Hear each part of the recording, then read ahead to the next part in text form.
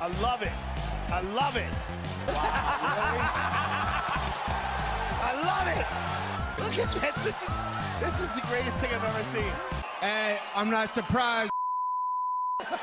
What's up, homies? Leighton here for UFC Gambling Addicts, back again for another UFC full card breakdown and predictions video. Make sure you rear naked choke the like button and TKO the subscribe button too. Before we get into this card, Curtis versus Volkov, we're going to do what we always do. A quick recap of the last card and look at the bets too. If you don't want to stick around for that, you can use the timestamps below to skip ahead. Okay, so profit. There was profit on the last card.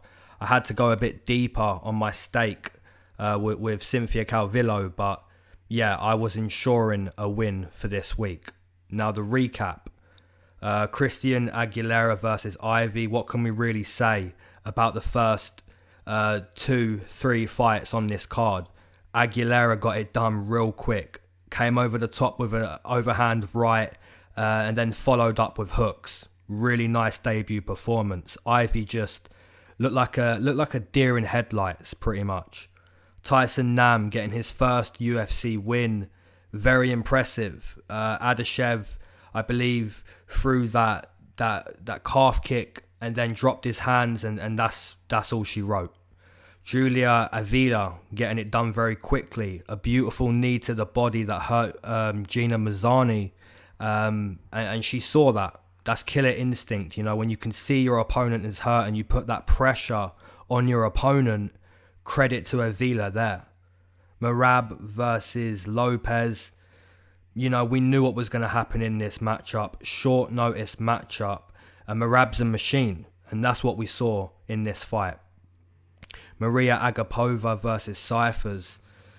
Man, I feel kind of bad for Hannah Cyphers. You know, she is losing quite a few fights. But Maria Agapova and her boxing. I mean, I spoke about how she will tag you over the duration of a 5-minute round. But man, I underestimated her even then. She looked sharp as hell with her boxing. Jordan Espinoza and Mark De La Rosa. Jordan, beautiful performance. Looked more like himself from his debut. Mark just, man, I don't know how many more fights Mark De La Rosa's going to get in the UFC. He just wasn't pulling the trigger, wasn't engaging enough, looking for that single leg that he always looks for and not getting it. So Mark De La Rosa really needs to go back to the drawing board and work on a few things there. Andre Fili and Jourdain, this was a really fun matchup. Arguably could have gone either way. But yeah, the experience, in my opinion, was the right decision on the judges' scorecards there. Fili looked good. Jourdain, you can't take anything away from him either. Charles Rosa and Aguilar, this was another one that was very close. I believe it did go the right way for Charles Rosa, just using those kicks early and often, like I basically predicted. Kevin needed to be a little bit more aggressive. He did have good success with his hands here and there, but yeah, very close fight. And Charles Rosa, in my opinion, arguably the winner in that fight. Marvin Vettori and Carl Robertson. Now, I wouldn't have had to put so much money on Cynthia Calvillo if Dan Miragliotta stopped that fight via TKO, but he didn't. He didn't do that for Walt Harris either against Alistair Overeem, man. Dan Miragliotta has seen so many fights that he waits for near death when it's a TKO. Like, seriously. I had Marvin Vettori plus 700 TKO, but yeah, he got it done. Rear naked choke. Credit to him. Marvin Vettori is on the up, man, and Carl Robertson kind of shelled up in there, you know, gave it all he had for 2-3 minutes, but Marvin Vettori is a good fighter. Cynthia Calvillo and Jessica Eye, what can we say? Jessica in that first round, it looked pretty good. And then after that, Cynthia really upped it a level, came on stronger, more aggressive, getting the takedowns when she wants them. And Jessica Eye just couldn't get up, couldn't get Cynthia off her back. And the jiu-jitsu really was the factor in that fight. Determination, conditioning. Cynthia looked great. Okay guys, let's get into breaking down this full card. Alright, fight number 1, we have Austin Thud Hubbard versus Max Roskopf. And we're going to start with Austin. So Austin comes into this fight 1 win, 2 losses inside the UFC. Fighting out of Team Elevation, primarily a striker inside the octagon. Funny enough though, his only win came most likely because he took down Karl Propelek in that fight, used his own wrestling. In both of his losses, he's lost to high-level grapplers, one of them being a BJJ wizard in Ramos, and the other being a relentless, strong wrestler in O'Madsen. Despite losing those fights, Austin does put up a good fight when it comes to grappling. He doesn't look to quit in there. The opponent, Max Roskopf, comes into this fight 5-0 as a pro, making his UFC debut. Max is a wrestler by trade, only 1 amateur MMA fight and then turned pro, due to that high level of wrestling that this man possesses. His jiu-jitsu also goes hand in hand with his wrestling. Max will chain together those arts and look to beat you there. Now this is still a tough fight to predict, despite Hubbard losing to grapplers. Because like I said earlier, he doesn't make it easy for you when he's in that grappling fight. Max is coming in on very short notice, but I don't think that'll change much game plan. You know, whether these guys fought tomorrow or 10 weeks from now, Max is going to look to take you down. He's going to look to dominate you with his grappling. I think especially in the small octagon, that's more likely than Austin clipping Max. So purely for those reasons and the struggles that Austin has had with grapplers, and like I said, he is going to make it hard for you if you can grapple him, but he seems to be losing to grapplers, and this fight is going to take place in the small octagon. So for those reasons, I'm going to take Max Roskopf via decision. And we take a look at these odds. We have Austin coming in plus 150, Max returning minus 160. I think those odds are perfect. Austin does have a good chance. He has been training for this fight. He's a striker. He's been in there with good grapplers as well. But Max he's coming in, man. He's a good wrestler, good jiu-jitsu, and it's a small octagon. Austin hasn't had time to prepare for this wrestler. I think whether this fight is tomorrow or 10 weeks from now, it's going to play out the same that it always would have. And I think Max is going to get those takedowns. So minus 160 there, I'll take that. Moving into the next one, we have Roxane, the Happy Warrior Modaferi versus Lauren Lucky Murphy. And we're going to start with the Happy Warrior. So Roxane comes into this fight 3 wins, 4 losses inside the UFC. 24-16 as a pro. This will be her 41st professional fight. A veteran of women's MMA. Primarily a grappler inside the octagon. Looking at her last fight against Macy Barber, I guess it's fair to say Roxane has been working on her boxing, her stand-up game. But the grappling, the ability to end up on top, smother the opponent, is where Roxane will always excel. The opponent, Lauren Murphy, comes into this fight 4 wins, 5 losses inside the UFC. Primarily a gritty fighter inside the octagon. A fighter that will continue to push you despite how the fight is going. There's no quit in Lauren Murphy. Lauren's had 2 really good fights recently. I'm not entirely sure if she beat Andrea Lee, but with what I said earlier, she's not going to quit in there. She's going to push and push. And I guess that's how the fight ended up being somewhat close. I don't have huge confidence in either of these fighters. They're kind of similar. I feel Lauren will have more to offer on the feet than Roxane. But Roxane's a very good grappler. You know, she's a strong grappler. So this fight can really play out either way. Both girls are going to push each other in there as well. But for me, I'm going to go with the girl that's been impressing me more than the other recently. And that's Lauren Murphy. You know, if you can keep up and push a strong pace against Andrea Lee, that's impressive. Obviously, Roxane's a good grappler, man. If she puts Lauren up against the fence and takes her down, it could be that type of fight. But for me, I think Lauren Murphy is the side I'm more comfortable on here. So I'm going to take Lauren Murphy via decision. And we take a look at the odds, man, and it's exactly what I feel. Both girls, arguably the same odds. Lauren coming in plus 100, Roxane coming back minus 120, minus 115. It's a pick'em. You know, they're kind of similar. They're strong. They're good wrestlers. Roxane has better jiu-jitsu, but Lauren Murphy she's tough as nails, and she's going to keep going and going on the feet until she can break you. It's a tough one to predict, but for me, Lauren Murphy is the pick there. Frank the Crank Camacho versus Matt Steamroller Frevola. This is a really, really good matchup. We're going to start with Frank. So Frank comes into this fight 2 wins, 4 losses inside the UFC. A black belt in jiu-jitsu, but primarily a stand and bang type of fighter. Doesn't really use his foundation much, which would benefit Frank Camacho, in my opinion. You know, taking down his opponents.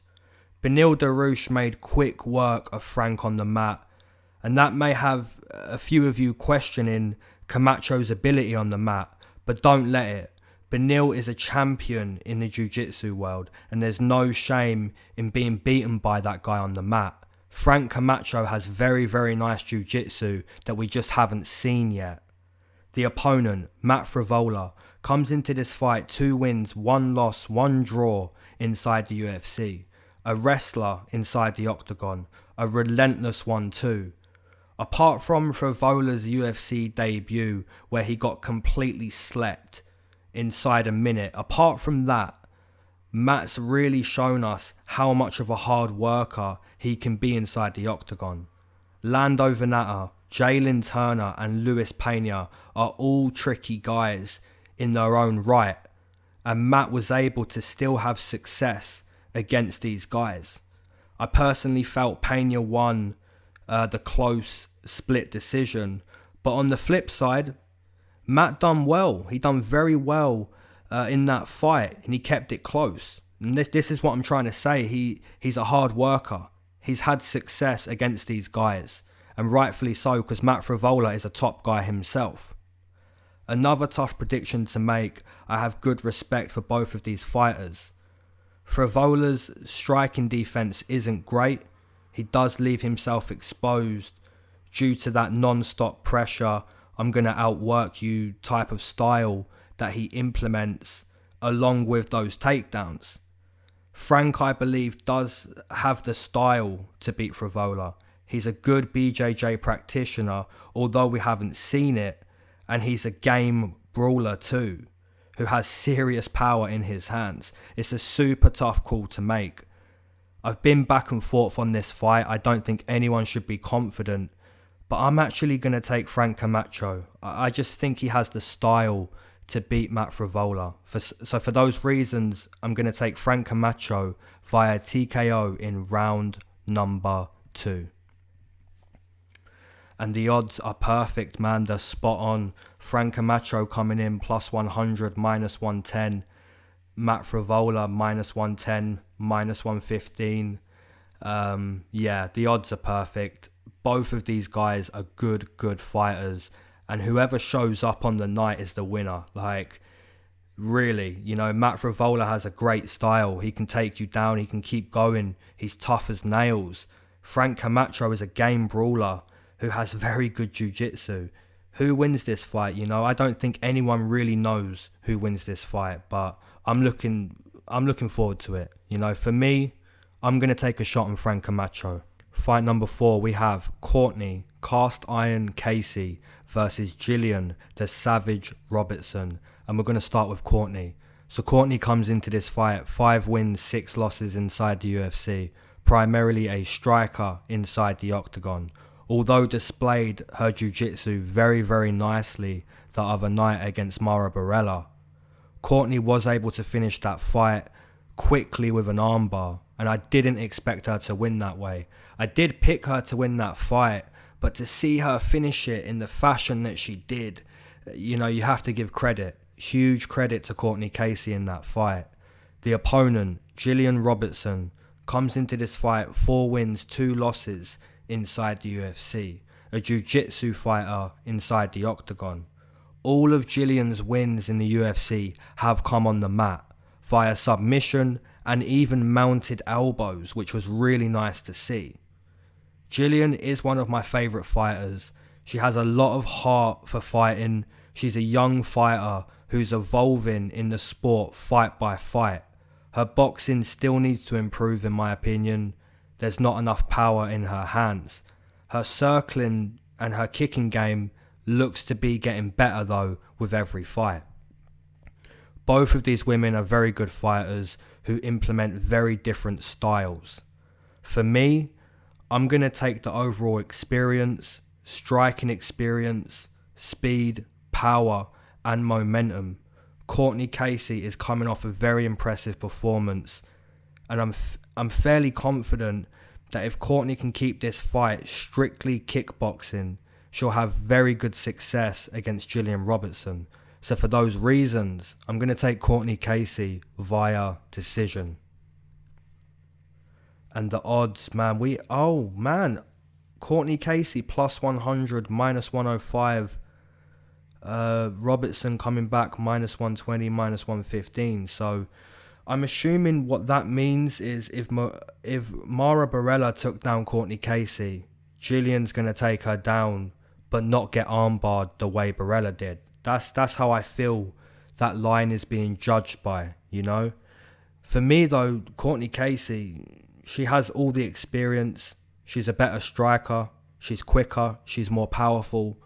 And she used nice jiu-jitsu the other day, you know. So for me, I'm going to take Courtney Casey there at basically pick'em odds. Fight number 5, we have Marc-Andre Powerbar Barriault versus Oscar Piechota. And we're going to start with Marc-Andre. So Marc-Andre comes into this fight 0 wins, 3 losses inside the UFC. This has to be Marc's last chance to salvage his short-lived UFC career. Marc is a striker by the looks of things. He's been out-grappled so far in his UFC fights. Had some powerful moments in the clinch against Jotko, used good dirty boxing, but just seems to fatigue if he's put in a grueling fight. Now Marc does have a lot of power in his hands. Looking for the perfect punch doesn't exist. Marc has to create that perfect punch, not get sucked into a grappling contest. This is a make or break situation for Marc-Andre. The opponent, Oscar Piechota, comes into this fight 2 wins, 3 losses inside the UFC. Primarily a grappler inside the octagon, a jiu-jitsu practitioner, a black belt to be precise. Like I said earlier regarding Beneil Dariush being a wizard in the BJJ world, Oscar is a black belt, but not a BJJ wizard in my opinion. He has been submitted a couple times. He doesn't exactly dominate with his grappling, his foundation. He seems to use his length and his boxing more inside the octagon. Now, it wouldn't surprise me at all if Marc-Andre lost to another grappler. Even a grappler who doesn't seem to excel with his grappling. It wouldn't surprise me. But I'm going to take another leap of faith on Marc-Andre. It's make or break. He has to avoid being taken down or even put into a fight where he's fighting up against the fence. You know, the smaller octagon is promoting fighters to engage more. And that could potentially help Marc land that perfect punch that he's been searching for. So for those reasons, I don't feel confident on it. But for those reasons, I'm going to take Marc-Andre via TKO in round number 1. Man, this is really make or break for him. The odds, we have Marc-Andre coming in plus 105, plus 110. Oscar returning -120, -130. So yeah, that line tells me no one's really confident on either side. It can go either way. I'm sure all of you guys are listening to this thinking, man, I really wouldn't be surprised if Mark lost to another grappler again. And you wouldn't be surprised if Mark did find that perfect punch that he's been searching for. You know, it's one or the other. For me, I'm gonna take the plus money on Marc-Andre.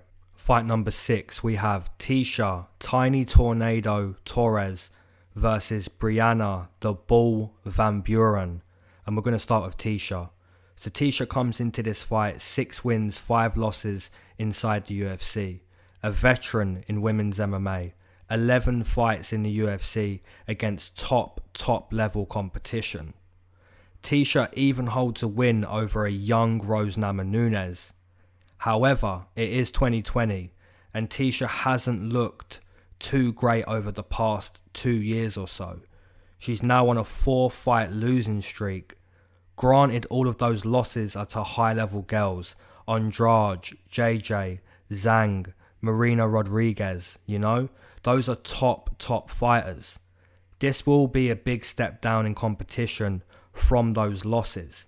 Arguably, another make or break scenario for this fighter, for Tecia Torres, just like Marc-Andre.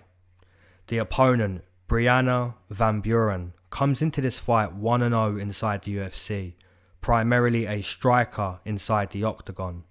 Looking back at Brianna's debut, we have to give her credit. It was a really clean, beautiful performance. Her grappling looked strong. Physically, her kickboxing looked clean too. Just a really pleasing UFC debut from Brianna. Brianna will be fighting an opponent way more similar to herself than the opponent Livia Souza from her debut. Tecia is a kickboxer and Brianna is a kickboxer. Both women are fast, good kickers too. Tecia has the experience of fighting high-level girls, but in my opinion, she doesn't look fresh anymore. I wouldn't go as far to say she's on a bad decline like Carolina, but I do have the feeling that her heart, her mental, isn't in the sport as much as it was. You know, the mental side of the game is a huge part of MMA. And I believe that'll play into this fight. So for those reasons, I'm going to take Brianna Van Buren via decision. And the odds don't suggest that this is a close fight. I mean, on paper, this fight is a close fight. But we have Tecia Torres coming in plus 170. Van Buren coming back minus 200. I don't agree with that completely, but when you look at the fight with freshness and mental, I can kind of see how we have this up and comer at -2, but it shouldn't be that deep. Fight number 7, we have Clay the Carpenter Guida versus Bobby King Green, and we're going to start with the madman, the veteran, Clay Guida. Clay comes into this fight 15 wins, 13 losses inside the UFC.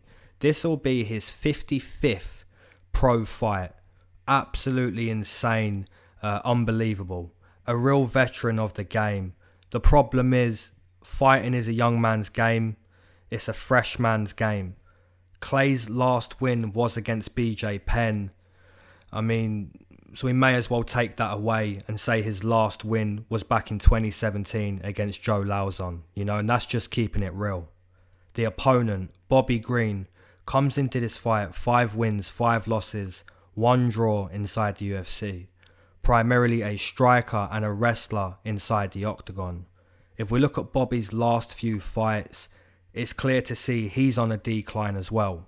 You know, not as much as Clay, not as old as Clay, not as worn out as Clay, but he is on a decline. 1 win in his last 7 fights. And I was actually at that fight. It was against Eric Koch. And that was a really fun fight to watch. Both guys really looking to dominate each other. Bobby Green came out on top in that fight. But since then, he hasn't won a fight. He's had some really close fights, in all fairness, but hasn't picked up a win since that fight. Both of these fighters are out of their prime, in my opinion. Clay will always be Clay. He's a cardio king, a crazy man. He'll always be a fighter, pretty much until the day he dies. Bobby Green may not be as crazy as Clay, but he's more composed in my opinion. Quite a bit sharper with his hands. For Clay to win this fight, I think he needs to grapple. Because if there's a firefight or Clay looks to hurt Bobby with his hands, I think it could look similar to what Jim Miller done to him, minus the submission. If Bobby hurts Clay, he'll pound him out on the mat instead of submitting him.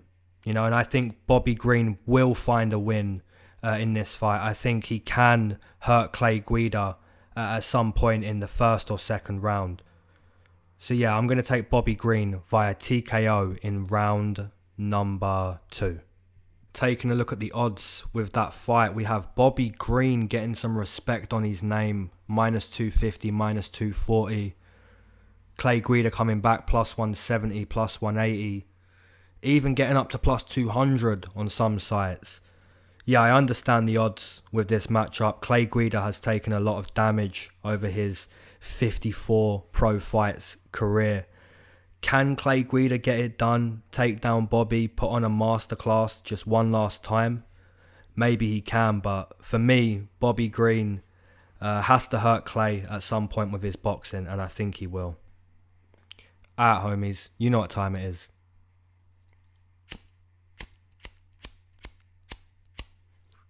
Light is really going to do it to me right now. There we go, we got it. Persistence, guys. Don't take no for an answer. Persistence. Even if it's over a lighter, don't take no for an answer. If you waited to smoke with me, amen. If you smoked the whole time, amen. If you don't smoke but you enjoy the smoke breaks, triple amen. We're very close to 5k subscribers, guys. You know, and that makes me really, really happy. There was a point where I had 5 subscribers and 50, 500. And now we're nearly at 5k subscribers, you know, and that's kind of crazy. You know, that's still crazy to think about.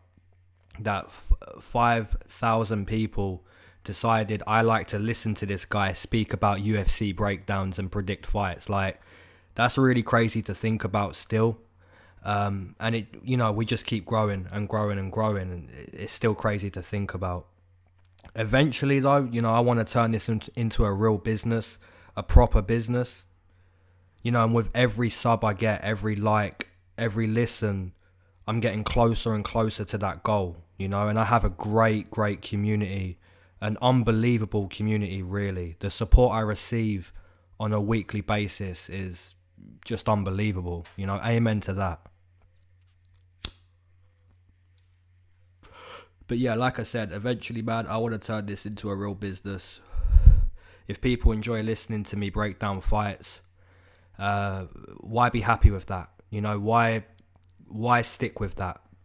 Work harder, work cleaner, work with more passion, and eventually I want to turn it into a real business. You know, that's a goal of mine, along with training and trying to become a fighter. You know, I have these dreams and I want to turn them into realities.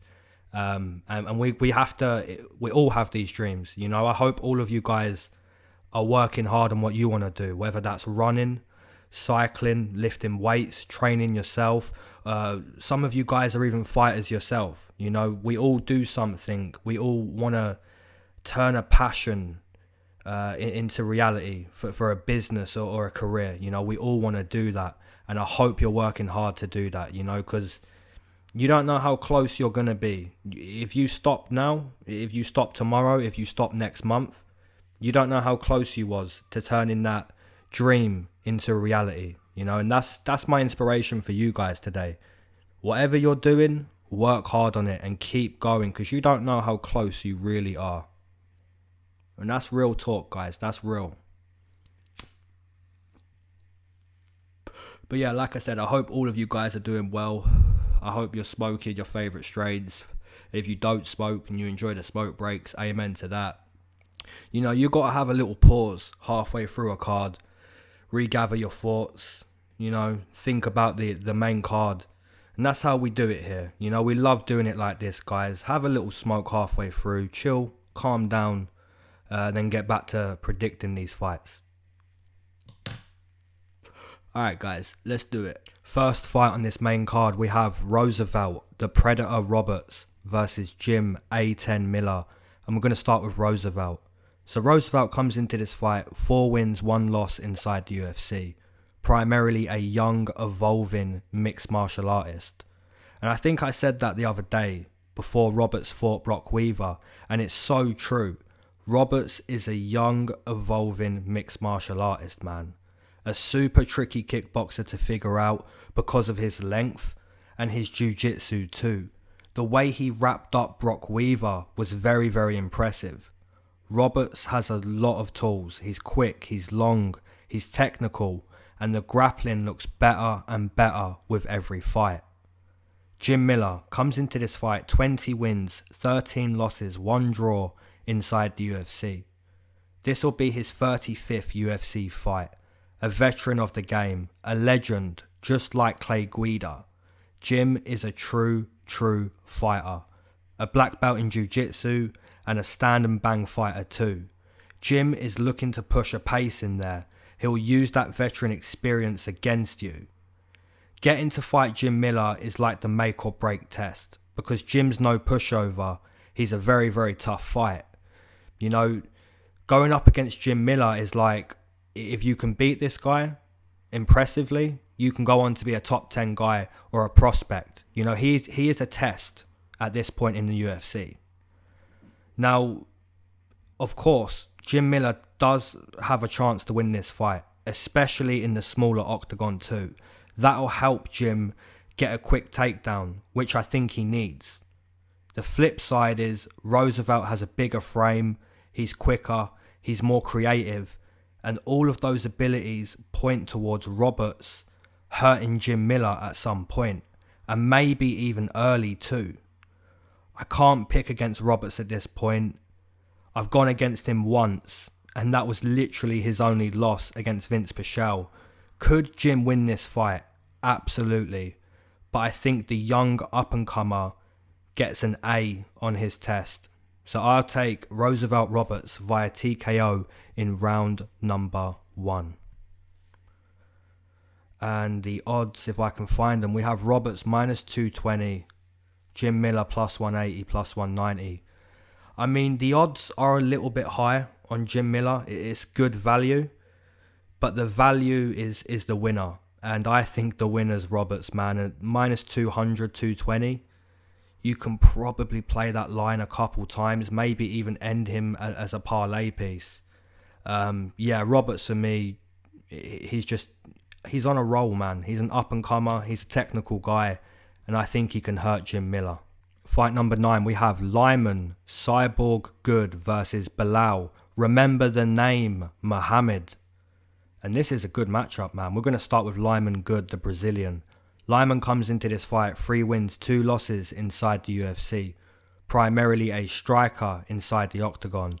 Only losing to Zaleski and Damian Maia, 2 high level Brazilian fighters. Lyman had a great performance in his last fight. Completely destroyed the calf of Chance Rencounter. His conditioning looked good too. Really paced himself in that fight. Also, wasn't beaten in the grappling. I know some of us worried that Lyman would be taken down and grappled in that fight, but he wasn't. He improved in that area. The opponent, Belal Muhammad, comes into this fight 7 wins, 3 losses inside the UFC. Primarily a hard worker inside the octagon, a grappler, a non-stop pressure grappler.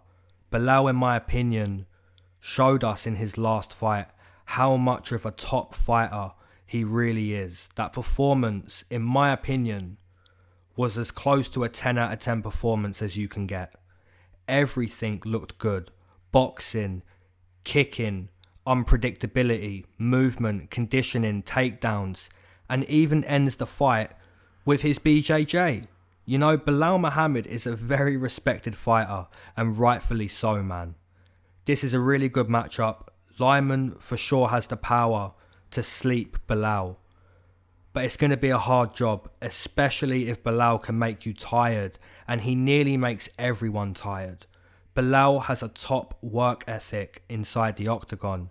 I see Belal taking down Lyman over and over and eventually finding a submission. So for those reasons, I'll take Belal Muhammad via submission in round number 2. Moving into the next one, we have Raquel Rocky Pennington versus Marion Moroz, and we're going to start with Rocky. So Rocky comes into this fight 7 wins, 5 losses inside the UFC, primarily a boxer inside the octagon. Looking back at Rocky's last few fights, she displayed a nice calf-kicking boxing display against Irene Aldana. Her most recent fight, she was nullified by Holly Holm, clinched early and often, just couldn't escape the game plan of Holly Holm. Completely destroyed by Amanda Nunes, but, you know, who hasn't been destroyed by that woman? You know, she's a beast. The opponent, Marion Moroz, comes into this fight 5 wins, 4 losses, 1 draw inside the UFC. Primarily a grappler inside the octagon, a black belt in jiu-jitsu. Marion is now 42 years old.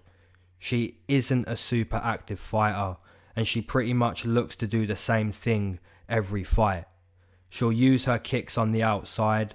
If you take her down, she'll look to use her foundation of BJJ on the mat. This is a tough fight to predict because Raquel isn't the best grappler in the world. I'm not saying she's a bad grappler because she's grappled well with Irene Aldana. It's not like she's not comfortable with the grappling. If Marion is able to push Rocky up against the fence or even take her down, that's where I see Marion having success in this fight. On the flip side, if Rocky stays upright, uses those low kicks and straight punches, she could tag up Marion on the feet. It's a really tough fight to decide on, but I'm going to take the boxer in this one. I just think she's fresher. She's going to improve that grappling too, especially being nullified the way she was by Holly Holm. You know, she's going to improve there. And I think if Rocky gets pushed up against the fence, she's going to escape and then start to work. So for those reasons, I'm going to take Raquel Pennington via decision. And the odds, Raquel coming in -150, Marion +130. Yeah, I mean, I agree with them. Marion should be a small underdog because she does impose that grappling threat.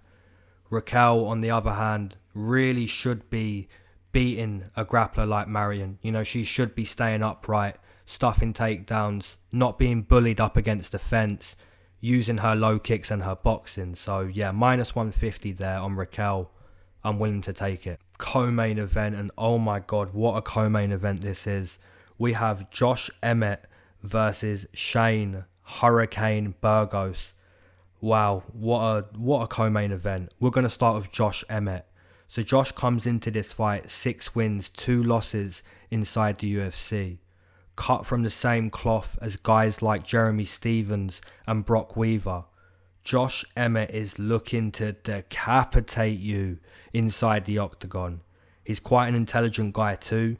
He's actively looking to set up that decapitation combo. It doesn't matter how long Josh Emmet is down on the scorecards. You know, you look at what he did to Michael Johnson in those last 10 seconds of that fight. That's what Josh Emmet is capable of, man. The power is the last thing to go in a fighter. He's a very, very dangerous striker because of his style, his power, his commitment. Josh Emmet is dangerous. The opponent, Shane Burgos, comes into this fight 6-1 inside the UFC, primarily a boxer inside the octagon.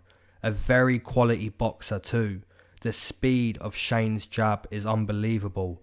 The constant combinations, the rips to the body, and he's a big 145er too. So if you're a top level grappler like an Amir Khani, it will be hard to hold down Shane Burgos. Shane pretty much has everything to be a real contender at 45, and this is a very, very big fight for him. Both of these guys are top 45ers. Josh, more of a let me find that right moment to unleash these bombs. Shane, more of a let me stalk you with a popping jab, slip your punches and outbox you. Those styles coming up against each other make this fight very exciting.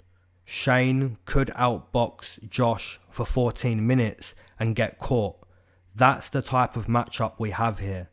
Do not be confident in either side purely because of the stylistic matchup we have. For me, I have to side with the composure technique.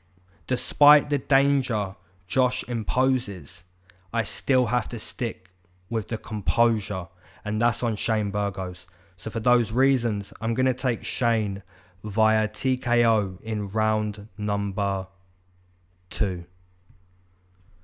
And the odds, very, very good odds because it's a very, very good matchup.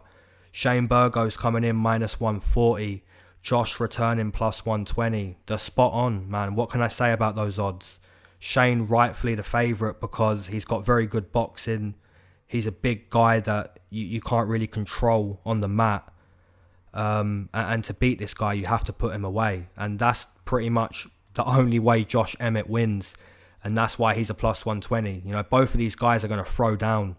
And I think someone's going to get hurt.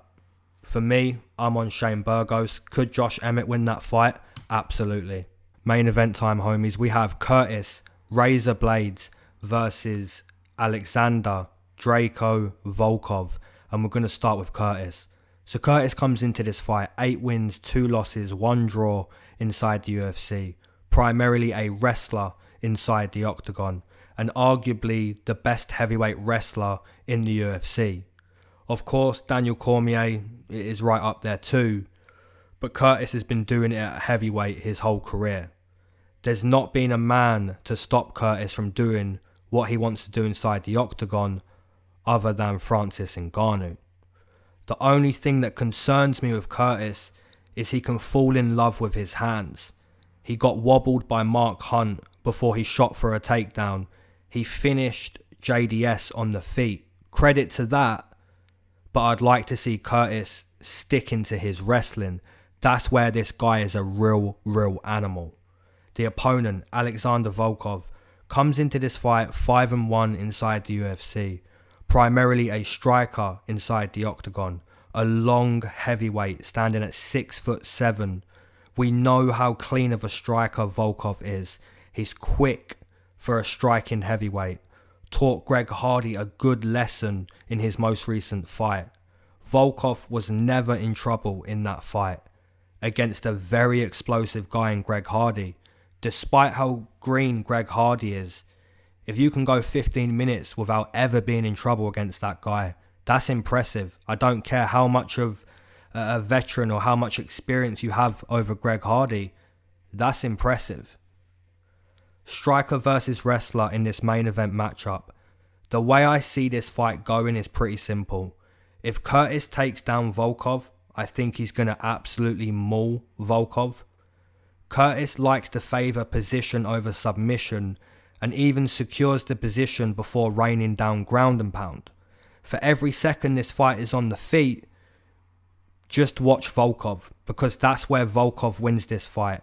Whether it's round 1 or round 4, any second this fight is standing, that's where Curtis is in danger. It's one or the other, and I think for me, I'm going to have to go with the wrestler to win this fight. Curtis has to take down Volkov. I think he will. And if he can keep doing that over and over, I think eventually he's going to get that ground and pound TKO. So for those reasons, I'm going to take Curtis Blaydes via TKO in round number 2.